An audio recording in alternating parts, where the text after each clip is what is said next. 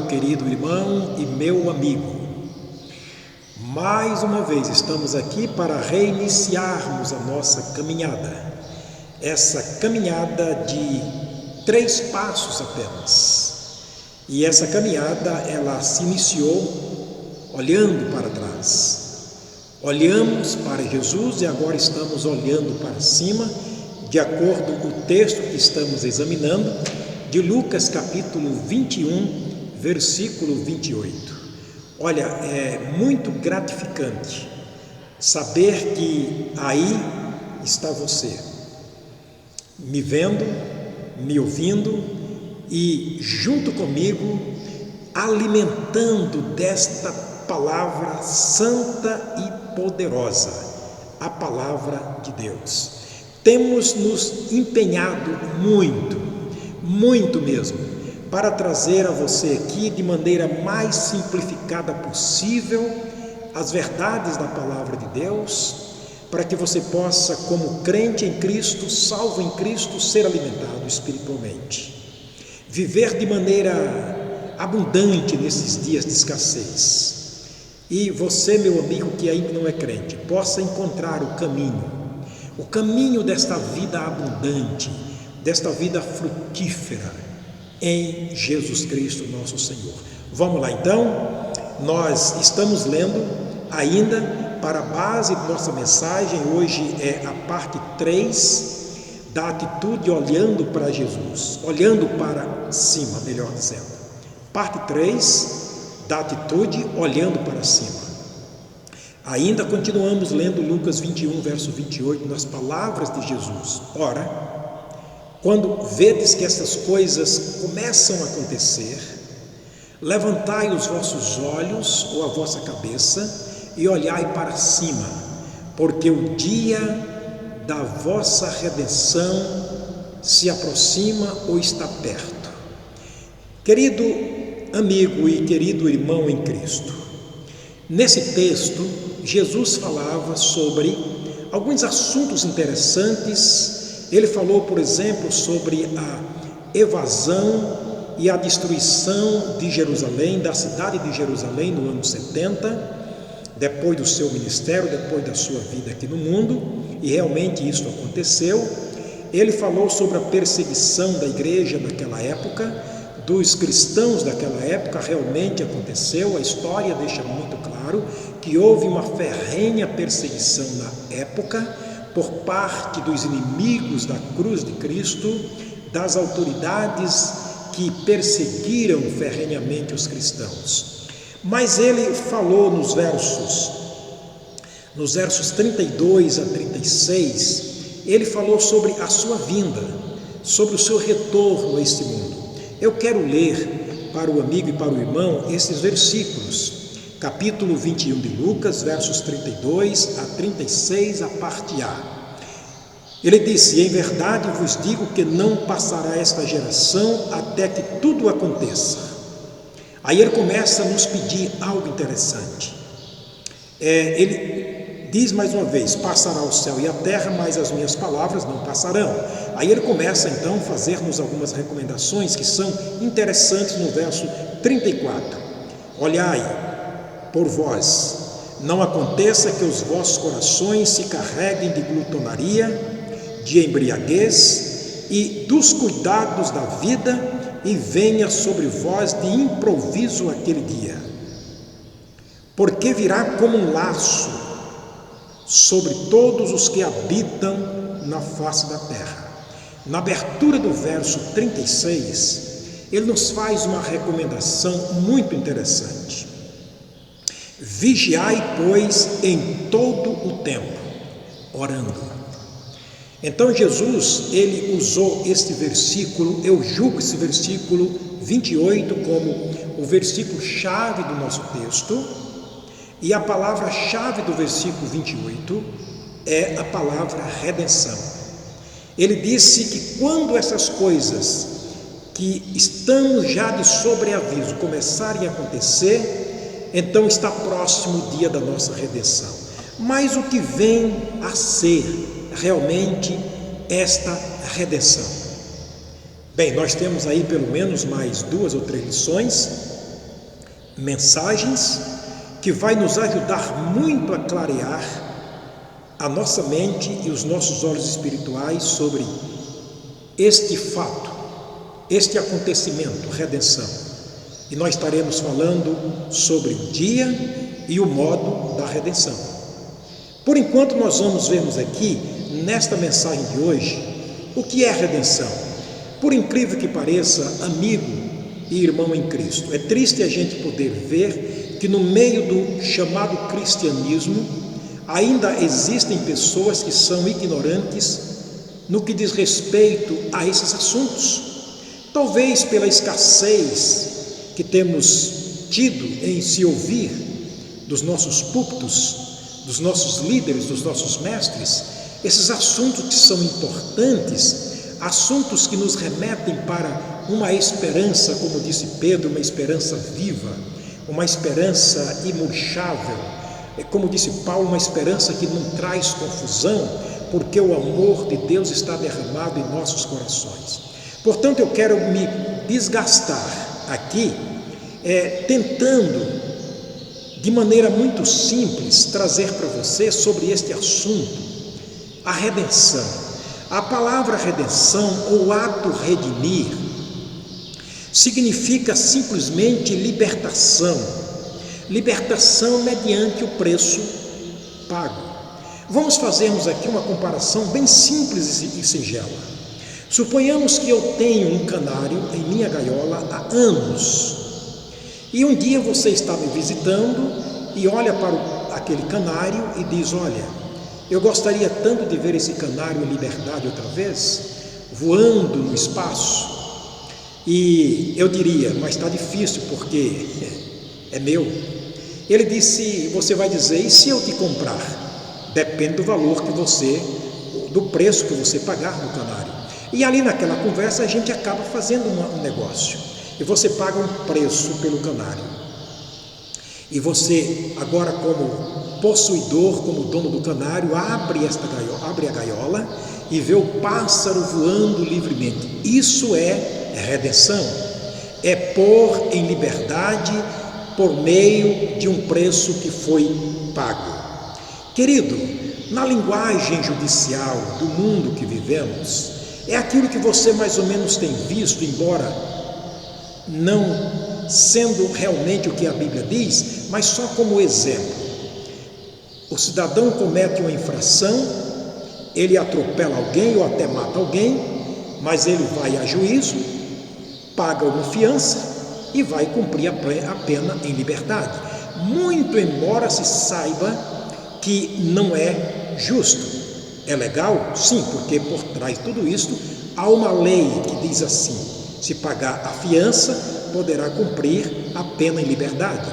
Mas não é justo, porque diante de Deus só existe um único preço, só existe um único valor no mundo para pôr em liberdade uma pessoa. Nós vamos ver no decorrer da nossa mensagem. Dinheiro não paga a liberdade de um cidadão diante de Deus, não paga a liberdade de uma alma diante de Deus. Em Adão, o nosso pai, todos nós, você e eu, toda a raça humana foi condenada e foi julgada e condenada à morte. A Bíblia diz em Romanos capítulo 5: por um homem entrou o pecado no mundo e pelo pecado a morte, porque a morte passou a todos os homens, porquanto todos pecaram. Por isso que todos pecaram. Romanos capítulo 5, versículo 12. Ele está falando do homem Adão. Ele está dizendo que todos nós morremos e tornamos pecadores em Adão. Em Romanos capítulo 3, verso 23, nós somos julgados. E a Bíblia diz que todos pecaram, destituídos estão da glória de Deus. Neste momento a Bíblia diz que em Adão nós fomos condenados e perdemos o direito dos céus. Fomos expulsos dos termos dos céus. A partir do momento que Adão é expulso do jardim do Éden, é jogado para fora do jardim do Éden, a Bíblia usa a expressão lançado para fora do jardim do Éden, foi colocada uma espada flamejante e anjos que guardavam o caminho da árvore da vida, para que Adão não voltasse mais ao jardim. Nesta condição, você e eu, nós ficamos impedidos de entrarmos nos céus. A porta foi praticamente fechada. A sentença que Deus nos deu está no capítulo 6, verso 23. O salário do pecado é a morte. Todos morreram. Todos foram separados de Deus por causa do pecado. Tornamos nesta condição escravos do pecado. Nesse caso, querido, em Adão não apenas pecamos, mas em Adão fomos julgados, fomos condenados e fomos sentenciados a morrermos e irmos para o inferno. Esta é a verdade nua e crua.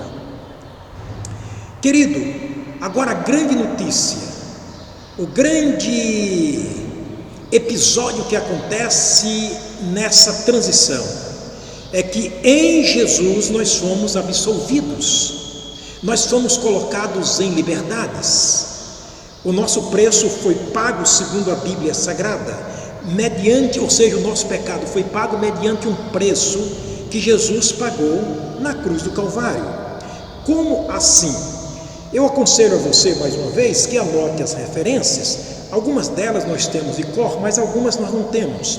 Nós vamos citarmos algumas referências que você precisa estar anotando e depois pegar a sua Bíblia e justificar aquilo que estamos lendo, fazendo uma conferência e uma concordância para o seu enriquecimento espiritual. Vejamos como Jesus conseguiu nos colocar em liberdade depois de termos sido condenados pelo Pai. João disse que Jesus é o nosso advogado. Se o nosso coração nos condena, nós temos um advogado para com o Pai, Jesus Cristo justo. Então foi Ele que nos colocou em liberdade, foi Ele que chegou, nos viu preso e pagou o preço para nos colocar em liberdade. De que maneira? Bem, vamos lá. Gálatas, capítulo 3, versículo 13. Disse Paulo aos Gálatas: Jesus nos resgatou da maldição da lei, Ele nos tirou da prisão, Ele nos resgatou.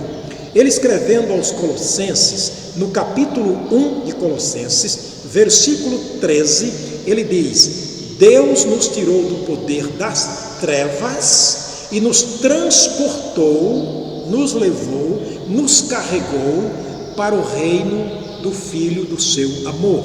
Então é Deus na pessoa de Jesus fazendo a trasladação, fazendo aqui essa transição, certo? Pagando um preço pela nossa libertação, pela nossa redenção. A nossa primeira redenção, que é a redenção da alma. Nós vamos ver depois a redenção do corpo. 1 de Pedro, capítulo 1, 1 de Pedro, o apóstolo de Jesus, ele escreveu na sua primeira carta, capítulo 1, versículos 18 e 19, e ele vai dizer mais ou menos, para entendermos em palavras simples, que preço é este? Ele disse: sabendo que não foi com coisas corruptíveis que vocês foram resgatados da vossa vã maneira de viver, como por exemplo ouro, prata ou coisa semelhante, mas pelo precioso sangue, como de um cordeiro, sem mácula nem mancha, o sangue do Senhor Jesus. Amém.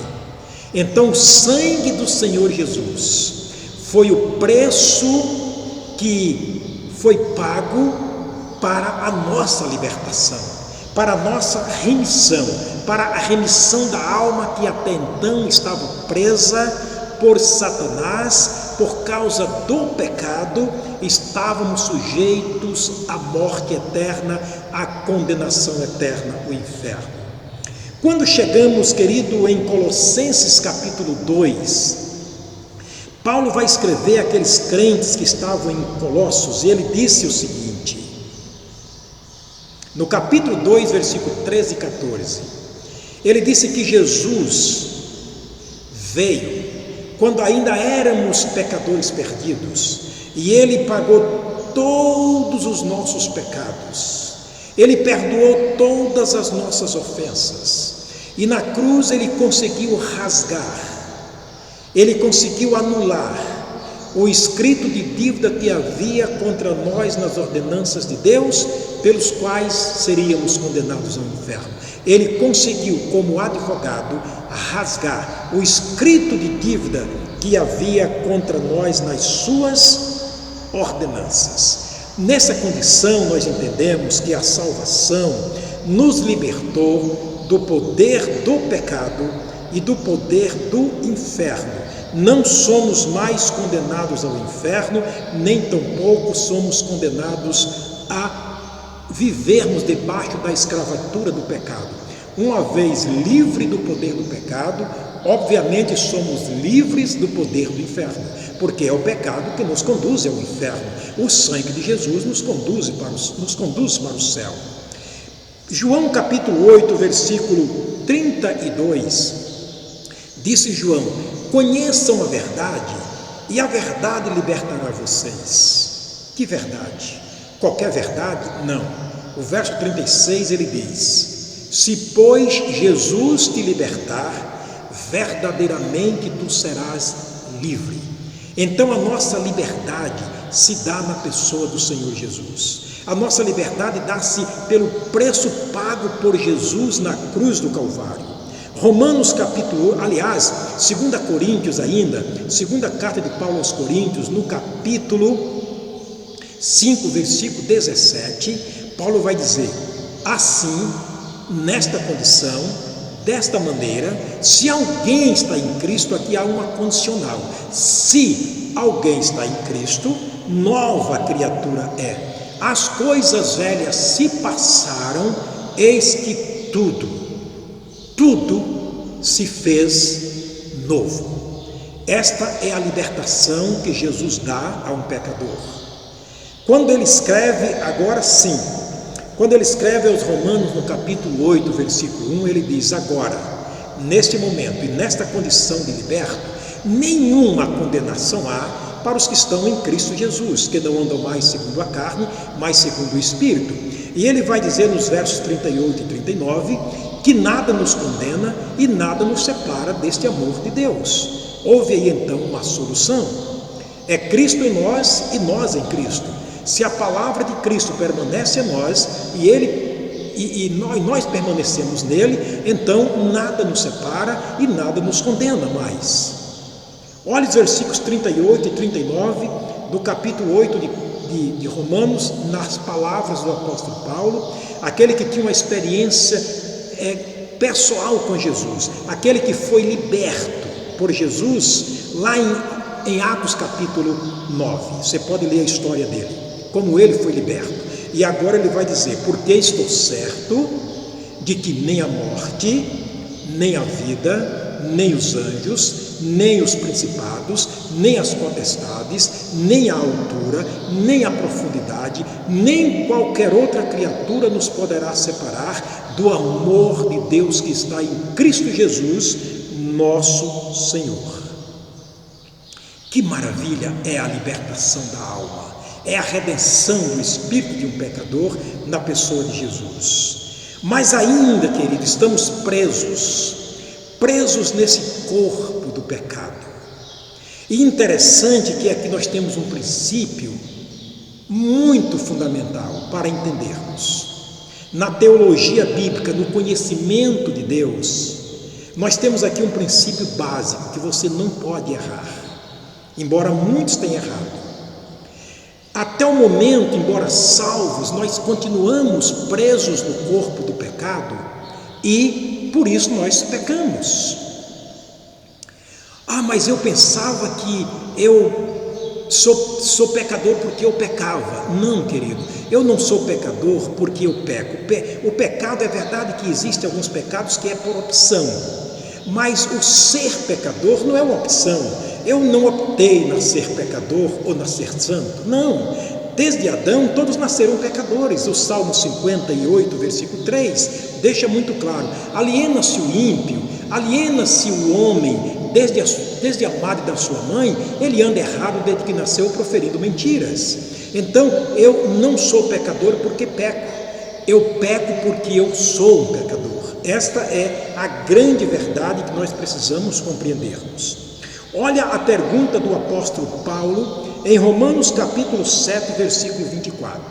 Ele, sentindo essa prisão do espírito ainda no corpo, antes da redenção que Jesus citou em Romanos, aliás, em Lucas capítulo 21, versículo 28, ele diz: miserável homem que eu sou, quem me livrará do corpo desta morte? E ele vai dizer nos versículos anteriores: porque olha, eu vejo nos meus membros uma lei que guerreia contra a lei do meu entendimento. Com o meu entendimento eu entendo alguma coisa, mas infelizmente com as minhas ações eu pratico o contrário. E ele vai dizer: aquilo que eu não quero, isso faço, mas o que eu quero não faço, mas o que eu não quero faço.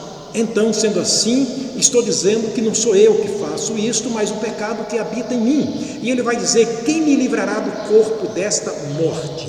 Agora nós temos dois versículos que são muito interessantes no capítulo 6, e aqui há outros princípios fundamentais que você não pode errar. Pelo amor de Deus, aqui você não pode errar. Você, como salvo em Cristo Jesus, você que está procurando a salvação em Cristo Jesus, aqui Romanos 6, 17 e 18, você não pode errar. Paulo disse: dou graças a Deus que, embora tendo sido servo do pecado, obedecemos de coração a forma, olha a palavra chave aqui, a forma de doutrina a que nos foi entregue. Querido, nós temos encontrado tantas pessoas confusas nesse mundo, pessoas boas, evidentemente, pessoas que são sinceras na religião que vivem.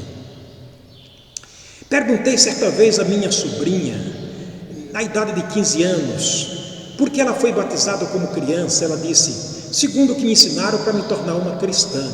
Eu disse: mas por que a crisma? Por que a primeira, segunda, terceira e quarta comunhão? E ela disse: meu tio, é que segundo o que me ensinaram, entre um ato e outro a gente peca, e aquele ato posterior vai perdoar o pecado dos atos anteriores. Os pecados anteriores entre a primeira e a segunda comunhão, por exemplo, entre o batismo e a primeira comunhão. Querido, é a forma de doutrina que lhe foi entregue. Quando entramos no meio evangélico, que nós batistas bíblicos não somos evangélicos, nós somos cristãos, certo? Aqueles que parecem com Jesus, porque nós nos conformamos à imagem de Jesus através dos ensinamentos bíblicos, e aqui nós ficamos. Então nós somos cristãos. Mas quando você entra no mundo evangélico, no mundo que se diz, entre aspas, cristão, há uma confusão muito grande. Aqueles que dizem que por enquanto não são salvos, estão trabalhando para a salvação. Você já ouviu isto? Eu estou na beira do caminho. Outros que dizem: eu sou salvo, mas eu estou com medo de perder a minha salvação. Outros que dizem que a salvação é algo para o futuro, a forma de doutrina que lhe foi entregue. Eu espero que nesses estudos bíblicos, nesses 3 passos, especialmente nesse último passo que é sobre a redenção do corpo, olhando para Jesus, você possa compreender, à luz da palavra de Deus, que tudo isso é confusão, é a forma de doutrina que lhe foi entregue, que você vai ser liberto. Querido, não se pode abrir uma porta falsa do segundo departamento da gaiola e pensar que o pássaro está em liberdade, porque lá no fundo tem outro departamento fechado. É assim que as religiões fazem com o povo. Eles estão fazendo uma maneira errada de libertar as pessoas, por assim dizer, colocando remendo novo em pano velho. A rotura vai ser maior, segundo o que disse Jesus. Portanto, o que nós estamos mostrando aqui, estamos mostrando a Bíblia. O versículo 18, ele diz que, embora tendo sido servo do pecado, agora foram feitos servos da justiça. Feitos, não é que eu me fiz, eu fui feito. Lá em João capítulo 1, versículo 12, disse Jesus que sou filho de Deus porque me foi dado direito, me foi otorgado o direito de me tornar filho de Deus. Tudo está na pessoa do Senhor Jesus. O corpo do salvo agora, segundo a Bíblia Sagrada, após ser redimido, o espírito ser redimido, o corpo agora é a casa onde mora o espírito. Paulo vai dizer, quer dizer, o Espírito salvo e o Espírito Santo também. Paulo vai dizer em 1 Coríntios capítulo 6, versículo 19 e 20: ou não sabeis que o vosso corpo é templo do Espírito Santo de Deus, que habita proveniente de Deus e que não sois de vocês mesmos, porque fostes comprado por preço? Glorificai, pois, a Deus no vosso corpo e no vosso espírito. Fomos redimidos, querido, em espírito, mas o nosso corpo, esse corpo onde está o Espírito Santo e o Espírito salvo, redimido, esse corpo um dia será também redimido.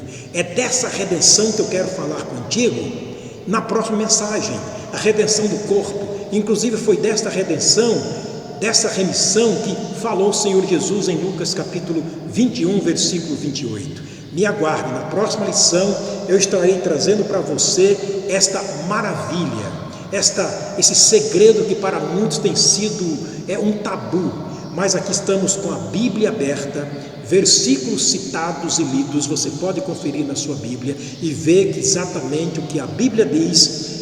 O que eu estou dizendo é simplesmente o que a Bíblia diz. Eu estou apenas repetindo o que a Bíblia diz.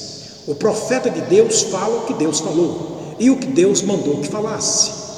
Você tem essa esperança de um dia ter o seu corpo redimido? Querido, se você não tem essa esperança, eu espero você na próxima mensagem, isto é, na parte 4 da terceira atitude, olhando para o alto. E aí nós estaremos falando a respeito da redenção do corpo. O Senhor te abençoe, o Senhor te guarde. Eu te espero. Até lá, se Deus nos permitir, um grande e forte abraço.